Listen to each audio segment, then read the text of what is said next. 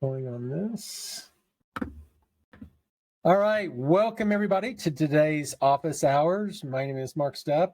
Topic for today is filters and tags. It's March 15th. Man, this month is already going by quick, so it's one of those things. For those that don't know me, my name is Mark Stepp. Like I said, I'm the Chief Innovation Officer here at Realvolve, creator of the workflow platform itself, relationship scoring. Spent the last 32 years. I thought we correct, it was probably a different slide. 32 years in real estate technology, helping real estate agents build automation and a sustainable business. So my biggest thing that I enjoy doing is just kind of helping you guys understand the why technology does what it is doing, and kind of explaining the different things of what we do here at Realvolve. And today I have Kendra with us. Kendra, you want to talk about yourself? Sure. Again, good morning, everybody. My name is Kendra Rouse. I am with the Premium Services Department. In our department, we work one-on-one with you, provide you with a suite of workflows, and then help customize and implement those so that they work with you and your specific needs. Are you on my slide, Mark? I am not, man. There we go. No worries. So as we go through today, again, we're going to be talking about filtering and tag. Feel free to ask questions. Mark and I both specialize in the system, so we know the ins and outs. So we're here to help you and kind of make sure that you have a solid understanding and get some of those details and things that help you work better in your business. We'll be talking about filters, tagging and workflows, additional ways you can get help and support outside of these webinars. We'll be having a free giveaway, which we'll talk about shortly, and give you additional information on our Premium Services Department. Awesome. Let me stop sharing. I'll let you share, actually. You're going to be showing examples. There we go. All right. So specifically with filtering, there's a lot of options inside Realvolve. And one of the things that I wanted to show you is how a way you can utilize filtering for birthdays. And so to utilize the filtering features, you have the ability to filter inside of your contacts, your properties, or your transactions. Specifically in this example, some people may use to build out workflows that celebrate individuals' birthdays. It is Joe Smith's birthday. Send him an email. What I'm going to go over is, what if I decided I wanted to celebrate birthdays by month? I want to send a birthday or an email to anybody that has a March birthday. I'm going to utilize my filters to do that. And how I'm going to do that, I'm going to click on this head icon. I'm going to select filters. By default, it should show all contacts. And I'm going to select create new filter. If I come down to date and then select birth date, I have the ability to search for birth dates in my database. So essentially, if you're storing an individual or contact records birthday in Realvolve, we can search for that. I can select with or without year. In this case, I don't care what year they were born. I just want to see anybody with a March birthday. I know it's, so I'm going to select the 1st to the 31st. And it's going to show me here, I have 7 of these. I have a couple things I can do. I can click next. And if I do that, I have the ability down here to type in a filter name. In this case, it would be March birthdays. I would do this if I wanted to save this filter. So if I click apply, what I've essentially done is I now have the option for all contacts, creating a new filter, and I have saved this filter for future use. You may or may not want to save a list of March birthdays, but you have the ability to do that. Also, when I filtered this, it narrowed my contacts down to 7. So I can click on the chevron, and then I have the ability to do things. So as I can see here, these are my people with March birthdays. I can then select all of them. And then I have the option to do things in mass. So in this case, I want to send an email. So if I select send email, I can do a few things. I could come in here and hand type an email. I could select one of my templates. Here I have a birthday email. I could type in the keyword birthday and see that I have a couple options. If I was happy with this template, I would just hit send. And what that essentially would do is send an individual email that customized each email to each person. So each person's greeting would be separate and it would be logged under their individual contact. Also, with our new ChatGPT integration, I could also come in here and select this, and I could ask ChatGPT to improve this email, and I could generate a response off of that and essentially improve or tweak an existing template that I already had if I wanted to kind of customize it. So I have several options on what I can send someone. I'll go ahead and let this It's load. taking a while. Yeah. That's interesting. I know with ChatGPT and GPT-4 just came out yesterday, their systems are running a little slow, so it's possible. That's interesting. Hit generate again. Improve. I ran this earlier and it did it, so it might just. Yeah.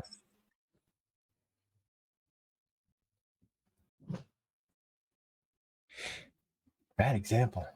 Yeah, they may just be backlogged. But I did do this earlier and it did essentially take the content that I had already in this, celebrating someone's birthday, and generate a new response, improving, changing it. So that way, maybe you're not sending the same email message every year. If I hit send, it will log an individual record to each one of these people that I have selected. Another thing, if you decide to celebrate birthdays monthly like this, that can be beneficial is doing a recurring task. And so while I remembered, I need to send out March birthdays for this month, I might not remember next year for April. So what I can do is set myself a recurring task. And how I'm going to do that is come to my dashboard and I'm going to scroll down and I'm going to select what you have to do, essentially creating an individual activity. So I can say send monthly birthday emails. I can say I want to do it today. I could select a to-do, call, what type this is. I could even choose a time if I wanted. When I hit create, to make this recurring, what I'm going to do is hit this pencil icon so that I can edit it. And by doing so, I essentially opened up this activity and have additional selection options that I can choose from. And specifically, I want this to repeat. I want this activity to show me once a month.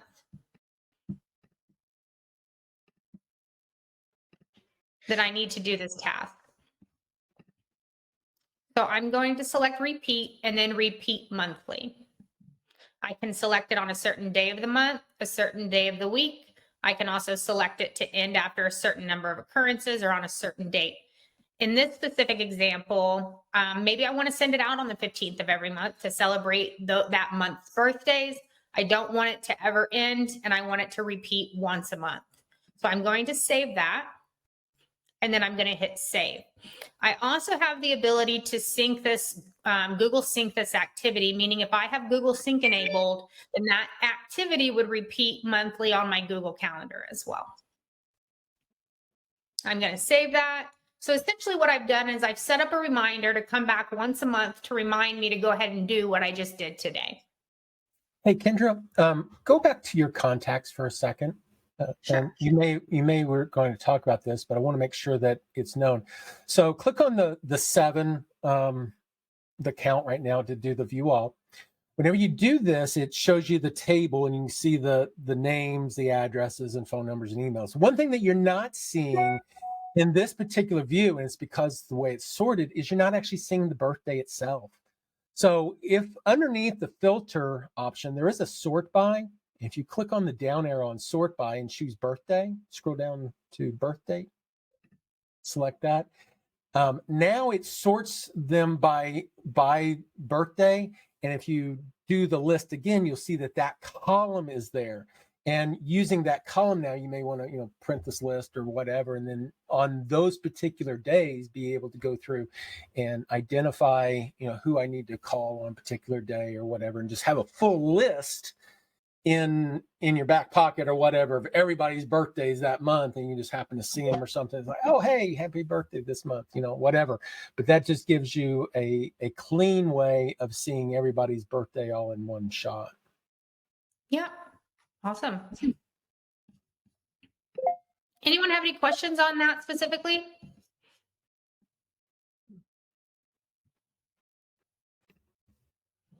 Okay, we're going to talk about another way to use filters. And again, there's dozens of ways to use our filters. But another thing that I find super helpful is using our filtering system for lead tracking or lead management or funneling leads. Okay, so what I'm going to do is show you a couple ways that you can do that.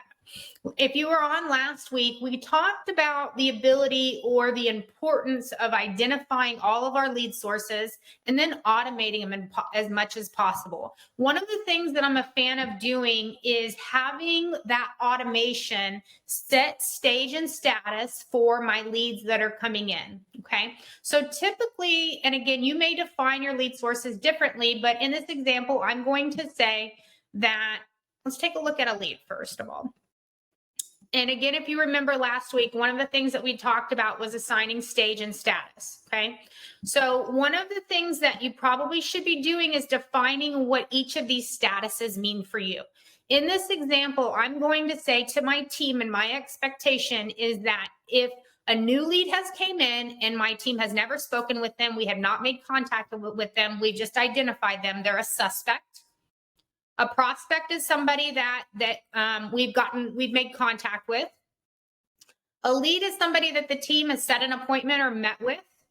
And we're going to use those to kind of understand how our team is working and what progress we've made for the month. So let's see what that looks like. So again, let's use a couple examples. Let's say that we're capturing leads from our website. There are people searching on our IDX website. Anybody that comes in from that, they have inquired on a specific property. It is then our team's turn to make initial contact with them. We're also capturing direct leads, maybe from Zillow or something like that. Again, we have not made initial contact with these people. They are probably coming in as suspect. So as what I want to do as a team leader or broker is I want to manage and see, of what my team has got this month, how well are we handling our leads? Are we funneling them? Are we converting them? What is happening with those leads? And so I've used my automation to ensure that every lead source is assigned a stage and status. And then what I can do is use my filtering to come in, and I'm going to create a new filter and say, select date. I want to select entry date. The first thing I'm going to do is take a look at any lead that has come in this month. I know it's only the 15th, but we'll just use this as an example. So when I select that criteria, I can see that we have 4 leads here. So let's say we've gotten 4 leads that month. That's great. So that gives me one statistics to start with. That doesn't necessarily tell me how well the team's doing. Are we converting? Are we funneling? What's happening? So I can layer my filtering to give me some additional statistics to kind of see what's going on within the team. And so what I'm going to do is select next. So again, I want to keep this entry date because I'm only at this moment concerned with taking a look at the leads that have come in for this month. But then I'm going to come down here in status, okay? And I'm going to see how many people are suspect. So what this tells me, I can see here that there's 2. That means that if I know that I'm bringing in all of my lead sources as suspect, that my team has moved 2 of my 4 leads out of the suspect filter. I can further see that 1 has been a prospect, meaning that 1 team member has made a contact with this lead, and another lead has been marked as a lead, meaning that an appointment is made or been had. So in addition to getting these statistics, which these are vital for, your team's success and to kind of see how well you're doing, is I can kind of drill down and see additional details on each one of these leads to further see, is my team doing the expectations that I've set for them? So specifically, let's say John Smith here, he's set up as a lead, which means that my team member has made an appointment or showed them property before. And so as I can see here, it looks like the team member that owns this lead is doing a good job. They have sent them an email, they have set an appointment, and they've updated the category to the lead. Okay. So again, you're asking yourself in this overview view, has the team member done what they were supposed to do with the expectations set for the team? So John Smith looks like he's moving through the funnel quite nicely. I can come in and look at this prospect, Sarah, see what's going on with her. So I can quickly see by looking at Sarah's prospect that Sarah was started on an open house lead buyer workflow. So my team member has the expectation to complete these activities, and as you can see, they're behind. So what was scheduled for the 7th has not happened, the 8th, etc. Okay. So then I can kind of see maybe I need to have a conversation with my team member. Are they overwhelmed? Are they behind? Kind of what's going on. I'd also be specifically interested to see what's going on with these suspects, because again, if the expectation for my team is we leave people in suspect until we've made initial contact with them, I can kind of drill down and see what's going on. This lead came in, but nothing's happened. I can't see what's going on other than it's being it was created in the system, but I don't see any notes from the team member. I don't see any workflows started. And so as far as verifying what this team member has done to kind of vet this lead, I don't see any examples of that. So that would be a great starting point for a conversation with that team member. Whereas this other example, this is more of what I would expect to see, okay? I can see that this lead came in, made an initial call attempt. They called and left a voicemail. I can see that because they left this note here. And I can see that this activity is set for them to make a second call attempt. So I can see that this team member has plans for this lead on how to vet it. Whereas this other lead that has no notes, has no workflows, has no activity, may just go into nowhere and essentially not be something that may get converted or nurtured or followed up with. Any questions on that? How you can use kind of those filtering entry date and status to kind of narrow down or track your lead sources? Not seeing any. Go back to the filters section on that. I mean, I think it's important for everybody to kind of realize each of the different filters that are there, kind of what they are. The tags, pretty obvious. All the different tags. One of the things that you do have in the tags area, though, is the any, the all, or the no, which can be a little bit confusing. It's Boolean logic is what it talks about. So if you're just choosing one of the tags in the list for whatever reason, you might be saying, okay, if somebody has a particular tag, show me everybody that has that tag. So you can say any will do that, and it'll show you anybody that has that tag. The all option is used where if you have multiple tags that you're wanting to search on, maybe it's that they're on your newsletter list and they're also past client, whatever. Maybe not new clients or current clients. You want to send something specific to just those people that are past clients. So you can go in there and do the tags. Using the all option, it says all of these tags have to be true. That means even if they have one of the tags, don't show it unless they have all of the tags. Hoping that makes more sense. So that gives you that capability of really isolating those contacts based off of either any of the tags or all of the tags. The last one is the no. I don't want any of the contacts, or I want all the contacts, but I don't want them if they have a certain tag. So no past client tags or no newsletter tags or whatever. And then that gives you the ability to segregate or eliminate those people that have a certain tag. So it's kind of the opposite of the first two. So just want to make sure that you guys are aware of those. The other ones, the categories, the those are the ABCDs. Definitely utilize those if you're using your ABCD categories in a contact. The record owner is real good if you've got multiple team members, identifying who is a record owner for any particular. So you might go in there and say, well, I want certain people that have birthdays, but I only want my contacts in this database that have a birthday.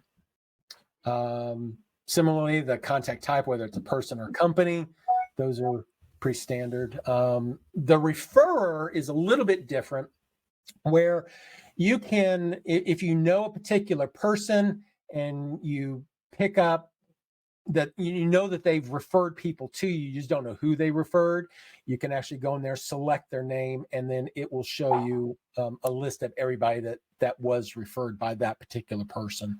So that's a little bit different one. Also, each one of these have this reset button. And so as I said, when you start to kind of apply these filters, you may start to drill down, and each one of these has a reset button. So you can essentially kind of, undo that one if it's something that you've decided you're not going to use, as you need to kind of back out. Right. Source type, there's lots of different sources of your leads. If you want to isolate certain people that came in during a certain time from a certain source, definitely be able to use the source type. The other is a little bit different as well, and it was geared for kind of data cleanup. Maybe it would be the best way of categorizing that, where you say, okay, show me only contacts with emails, or show me contacts that don't have emails. Show me that the contacts with or without addresses, without tags, or any of my system deleted contacts. So system deleted actually is no longer actually needed. I'm probably ought to remove that one, but it's just kind of an option for doing some data cleanup of sort. Your date, like Kendra was showing, you've got several different dates in the database: the birthday, the entry date, home purchase and home sale anniversary dates, last call date. All these are different dates. Some of them you can do based off of with or without year. Some of them are just specific to the date that you specify, including the year. So just depending on your need, you choose the appropriate ones that you want, and everybody may need different options in there. The relationship score. So, every time you put a contact into the database and you start entering information about those contacts, the type of information that we use, that we enter, is used for creating what we call the relationship score. That's the little donut up next to the name. Every contact has a relationship score. That relationship score identifies what kind of simulated relationship do you have with them? And simulated in that we're looking at the data, the type of data, and I like to kind of describe it as being, if I was to look at somebody that I've Googled, if I just Googled somebody's name, I'm going to get some basic information about them, their name, maybe their address, a phone number, something like that, very basic stuff. The relationship score in that would be very minimal based off of just that type of data. If I have them as a Facebook friend, that means I've got Facebook information. I probably have birthdays. I've got, kids' names, relationships, stuff like that of other people. That person would have a higher score based just simply because I've got more data on them, better data on them, the type of data that indicates that I do have a relationship with them. It's not just a cold lead of some sort. And so as you start adding all these contacts up, that relationship starts growing, that relationship score. And then you have the ability to go in there and say, well, show me those people that are within a certain relationship score. Anybody that's in this particular range, maybe I want to just reach out to, a range of people. I want to try to bump them up. Maybe I'm looking for some low scores so that I can call them, start getting more information, and try to bump up their score. And the whole purpose of the score itself is to help evaluate the quality of your database. What kind of database information do I have on people? And if my assistant was to get a phone call, pick up, they look up the name, they can see the score, they kind of get a initial inclination of what kind of relationship, is this somebody I really need to, hold their hand a little bit more or not. So not that you want to segregate those that don't, but it's just a good way of isolating it. And this just gives you a way to filter those people to help maybe identify those people that could use some additional help. So reset. Stage, status, we kind of went over those already. Those are pretty much the same type of things. And then rent or own. We are looking at some additional filter pieces right now where if there's certain things that you guys are looking for, definitely reach out and let us know what other things you would like to filter on and some examples of how you would like to use that, because there might be better ways of doing it. Yep. You can take back over. Sorry, I kind of stole the No, that's what we're here for. So we talked a little bit about filtering, and filtering is a great way to manage your database. I think tags are another great way to do that. One of the things that we put together, Jenny, I think that was posted on Facebook. Jenny's asking for a recording of last week's call. One of the things that we put together, we always want to provide you with valuable information in these webinars. And in today's webinar, what we're going to give away is an overview, or essentially a tool that can help you plan your tagging. Because sometimes it's something I see a lot that agents want to be doing, but it's not necessarily something that comes intuitively. It's something that takes planning and thought. And so, what we're going to be going over is how to tag or to plan your tags and how they can be used in Realvolve. Specifically, you can, throughout your workflows and your activities, you can apply or remove tags within your activities. And so let's take a look at what that looks like.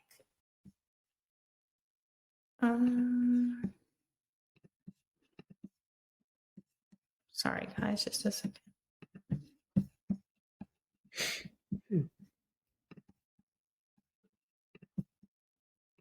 So inside of Realvolve, let's take an example here. Inside of our contract to close process, one of the ways that we utilize this is when we close a deal. And so take a look at this activity that manages this. We've created an activity that shows up at closing that is telling us to adjust tags. So the first thing that we want to do when we think about having our activities manage our tags are what are the places that tags would change. So we have the ability to tag contacts. We have the ability to tag properties or transactions. So in this example, when we close a transaction, we've created an action that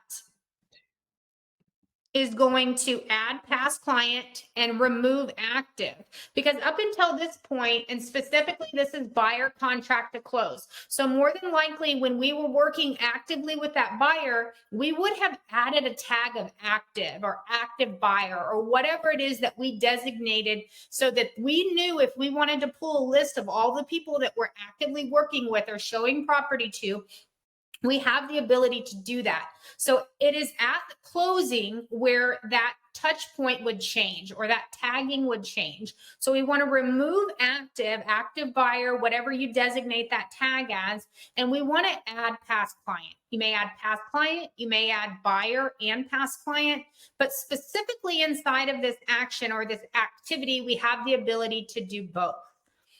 And so one of the things that we have checked is add or remove tags from contact. So we are right now inside of a transaction workflow. If I had this deselected, I am saying add or remove these tags to the transaction. But specifically, I'm not trying to do that. I'm trying to change the contacts record. So I have selected that I want you to add or remove these contacts or with these tags from the contact. And so how do you know what contact it is to add or remove those things from? If I come up here to my activity under my with and I select this, I can see here that I have selected buyer and buyer to. And so inside of my action, it has said, do these things to buyer and buyer to. Again, I'm adding past client, removing active. One of the other things that you may find beneficial is selecting run action automatically. And so if I were to do this and select save, what I have said is on the day of closing, I don't want to have to click run and push this task out. Just do it for me and add and remove those tags from the buyer on the day of closing automatically, file this task away, do it, and I don't have to manually touch anything. So adding and removing tags and actions typically are going to be part of your tag planning process. And so one of the things that that we've done or we're going to be giving to you is an overview of this. Okay, so your workflow list may be different from this. It may be less, it may be more. Again, I'm in the premium services department, so where we work specifically with you guys to build out your suite of workflows and give you a suite of workflows that work for your business. And so a lot of this comes off of our best practices. But this is the core of where we're advising clients to be tagging and to have the system through activities update tags for you. So specifically in tenure of contact nurture, and we're talking about a workflow that manages established relationships. Typically, this workflow is started once you have closed a client and you want to manage that relationship long term. But we're going to add a tag of 10-year nurture. So your naming convention may be a little bit different, but again, my goal in doing this is to say, if I want to pull a list of anybody on my long-term relationship management plan, how do I do that? And it's by tagging them when they're started on a specific workflow.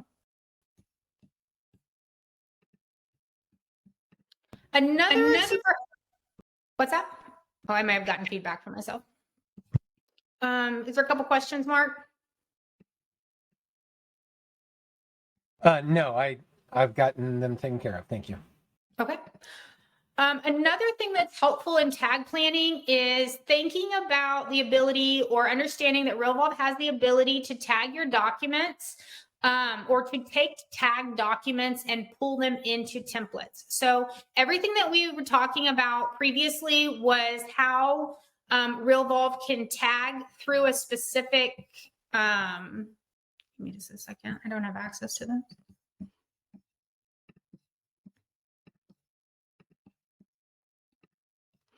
Through a specific activity, how those things are added or removed. Another way or area that we utilize tagging is within documents. And so let's take a look at one of our transactions. Each of your contacts, property, and transactions have a file tab where you can store documents specific, in this case, to this transaction. And so I've come in here, I've uploaded my settlement statement, and I've tagged it settlement statement. So this is great for just pure organization. If I want to easily see, what is this document? I also have the description that can help me with that. But another thing that we can do is utilize our templates to ensure that we're making the most out of those tags. In this case, in our contract to close process, at closing, we have a task that is telling us to upload a copy of our settlement statement. A few reasons for that. One, it's something that you need for compliance purposes. It's something that you're going to want to keep long term. And also probably best practice to provide your client with a copy of that settlement statement. We typically recommend doing that after the first of that next year so that they can have it for tax purposes. So let's take a look at how we set this up. The first part of this equation is we've created an activity inside of our contract to close process that says upload the settlement statement to Realvolve. We're having the transaction coordinator do it. We're having them do it on the day of closing. And we've created a checklist, one that says upload the settlement statement to the transactions files tab, where we were just taking a look. The other one is telling us to tag the file settlement statement. And as you just saw when we looked, both of those things have been done. So again, once you've done that step, we have that file tag just for good organization. But really where the superpower comes in this is in our next task to give the client a copy of that settlement statement after the first of this next year.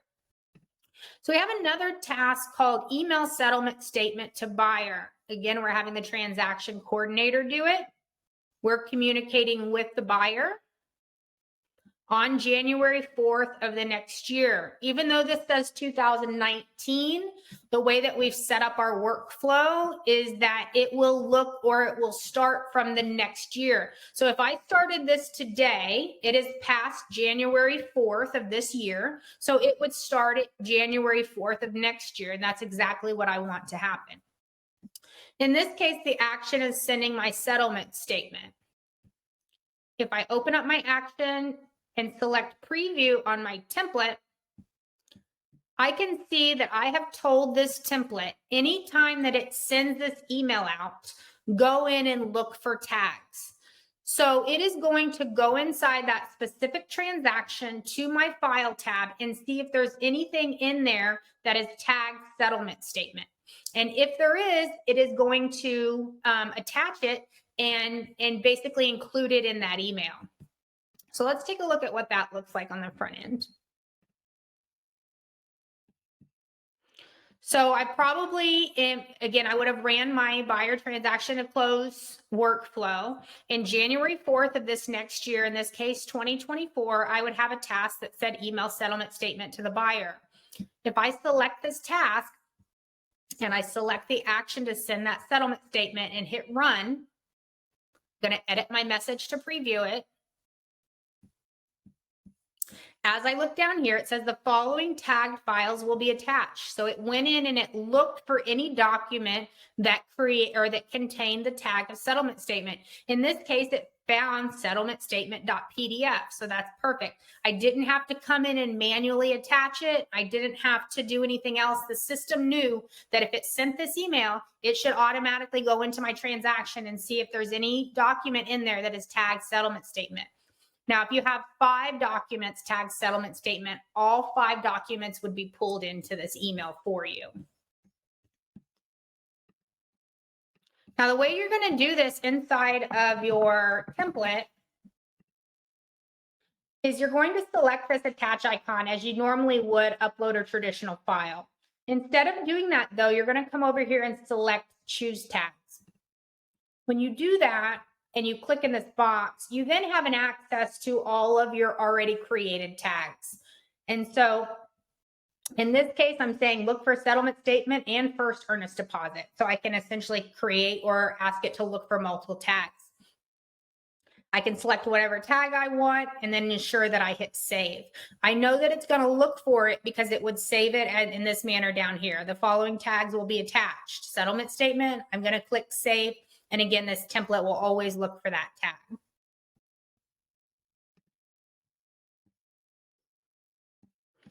That's a huge so again, at the end of, go ahead, Mark. That's a huge time saver whenever you think about all the different documents that you've got. Number one, we are sorting them all into the individual transaction record itself, so you can get access to them. But there's typically several documents that have to be signed and all that kind of stuff. By putting them in there, tagging them, and then having the workflow automatically. If you've got 100 different transactions that you did for that past year, on the 4th, it then sends out 100 different emails, and it auto attaches each one of those documents to that email right before it goes out and sends it out. So it's just a huge, huge time saver. Exactly. And again, that tagging overview, the second part of that will show you specifically where we suggest having your activities or your templates auto look for those.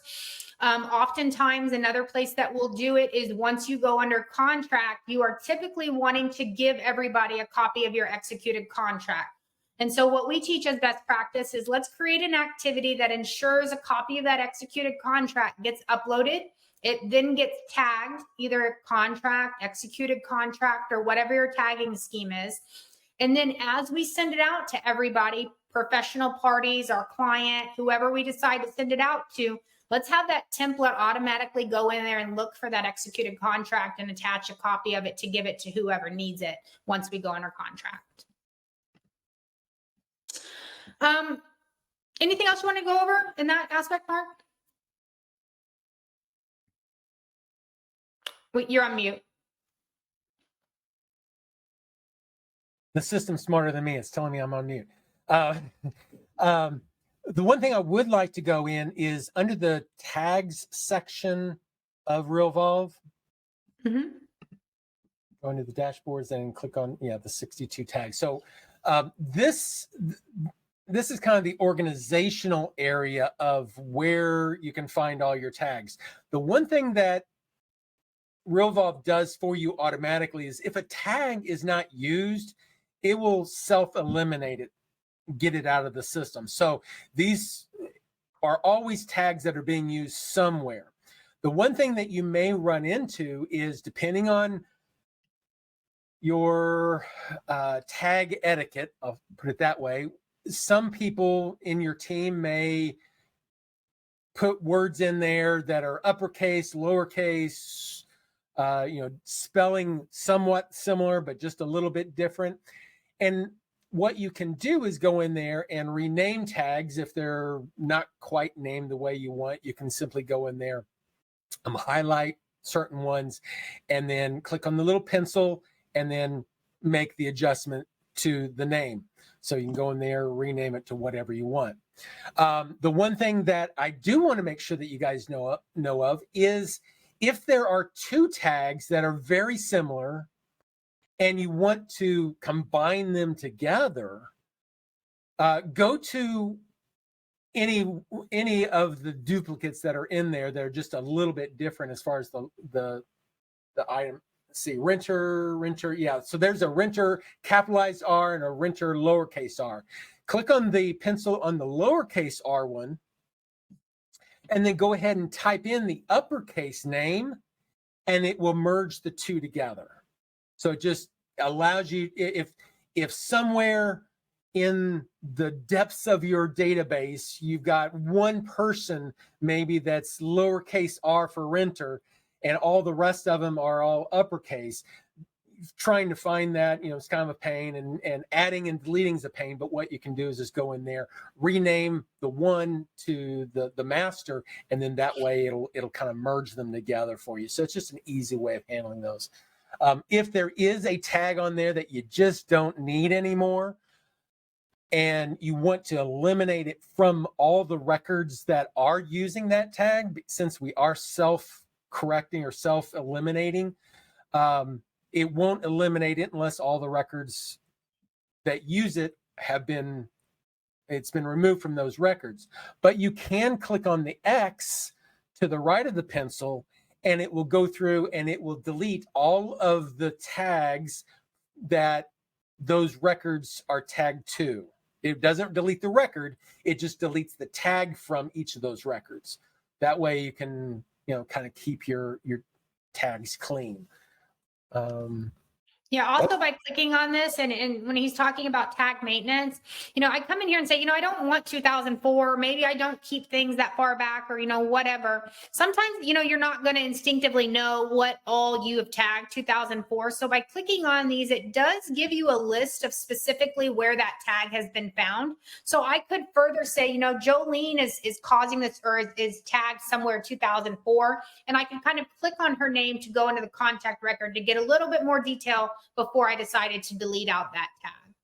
Yeah. And it's also, having those old tags, I mean, I don't necessarily advocate deleting them. I mean, having that 2004 is an old date, but you could go back to your tag and say, hey, I've got somebody in 2004. Who are they? Maybe they're interested in, selling their home now. It's been a long time. It's been 20 years almost. Why don't we reach out to see if they have any interest? Maybe they've got, quite a bit of equity now in that house, and we can do a little bit of prospecting and showing them how they can use that equity in a way that can, adjust their lifestyle the way they currently are. So, it's definitely a tool that you can use for, digging into your database and actually figuring out other people to actually call and contact. Yeah, absolutely. Probably a bad example. You're probably not deleting date records, but again, the more the thought process behind it is, before you delete them, you're probably going to want to be able to drill down and take a look at them, and you can definitely do that in the system. Absolutely. Other than that, I think that was the majority of what's important about Realvolve. The only other thing would be the examples that we showed for filtering in contacts is different. We do the filtering different in properties and transactions. You might show them that where instead of having a kind of a custom filter option for transactions and properties, there's some buttons that you click on to identify. So you still have tags, you still have the statuses for each of the properties. Is it a seller only, buyer only option, or both? And then some of the price range options, and then date range options as well. So you can click on the down arrow and choose from some of the date ranges that are available. So one thing that is important for you to remember is if you do filter and the list in this case, it comes down to 0, just as an example. If you leave this area, say you go look at properties or contacts, you exit Realvolve totally, and you come back in, it's going to say 0.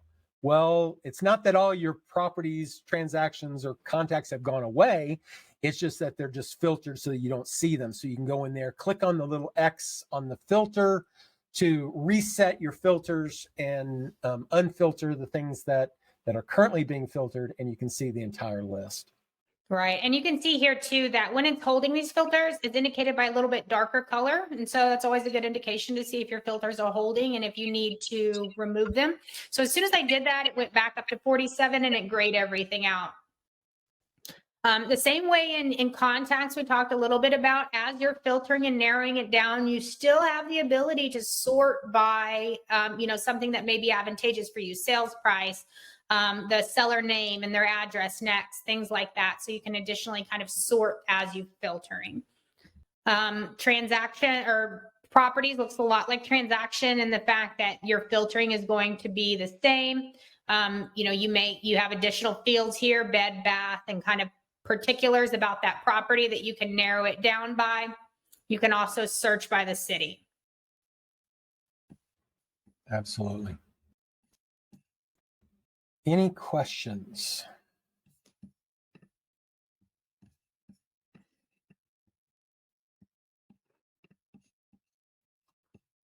I think we've got the questions covered. So. Okay, awesome. So again, I'm in our premium services department. Everything that we went over today is part of what we call our navigator program. So we work one-on-one with you. We have a few different programs. We have a 6-month program where you meet bi-weekly. We have a 3-month program where we meet once a week. And we have a kind of go at your own pace, self-guided course that would be kind of the DIY approach to doing all of the things that we talked about today, and so much more. Because, building your business and the processes in here it's complex, and we kind of work directly with you to ensure that it's not only set up, but it's implemented and it's running for you effectively. So anybody on our webinar today would be receiving 33% off of those. My email is kendra@realvolve.com. If you have any questions on the program, or I can give you any additional insight to other services that we offer, Also, sales@realvolve.com is there to give you any information on any of our other programs as well. So we are going to be giving away a copy of that worksheet that we put together for you today. So if you are still on the call, go ahead and put your email into the chat and we can make sure that you get a copy of that. So you can take a copy of that and build out your own tagging, how you want to design your own tagging scheme that works for your business. Yeah, that's a good resource. I was just telling Kendra before the conference, I had actually seen that. And, just knowing whenever I start this workflow, it tags that person, that property, that transaction a certain way. Now I can go in there very easily say, show me everybody that's on the 10-year series, or show me every property that's currently on the active workflow. And those are types of things that are really important for people to know and use whenever they're using the database. So once I saw that, I was like, that's a great resource to be able to utilize that. Yeah, absolutely. And another thing we wanted to do today was kind of just give you an overview of additional ways that you can kind of find help and support outside of calls like this, which will be here every Wednesday at the same time. When you're logged into your Realvolve account, you have your help button down here, which will open up a new tab and essentially give you access to a search feature that essentially works kind of the Google of Realvolve. So you have access to articles and also the ability to search keywords to kind of narrow things down and give you additional articles for help. We have this help button right here, access to our chat, that when our chat representatives are available, you can talk to them in real time. If something's not working quite right in the system, or you're needing to kind of make us aware of something that you wouldn't expect your system should be doing, you can submit a support ticket. We also have this how do I feature that if you click on it, you can ask it a question like, if you wanted to do your signature, how do I set up my signature? And so what that does, it actually takes you and it gives you a step-by-step overview of where do you go and what do I do? So that benefit or that resource is also greatly super helpful. Very good.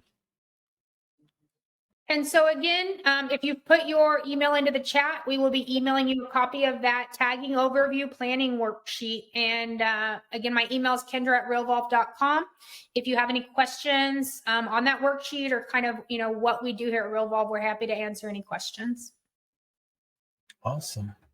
We've got 7 minutes. If we have any questions, we can certainly go over any questions. And maybe it's not related to this. Maybe you've got other questions. If it's actually a support question, we probably need to have you go under support. But if you just have how do I do this, that, or the other thing, certainly give you some time to ask those types of questions. Otherwise, we'll cut this off just a few minutes early. Any questions, even outside of the tags? And between Kendra and I, you've got a wealth of information available. Going once, going twice. All right. Well, again, thank you everyone for joining us. If there's any other thing that if there's anything else that we can do for you, certainly reach out. We want to be as helpful as possible. Next week, I believe we're doing ChatGPT and doing some training there. So look forward to sharing what we know about that and how you can utilize it within your real estate business. So everybody, thank you so much for joining us, and we'll talk to you later. Bye. Bye, everyone.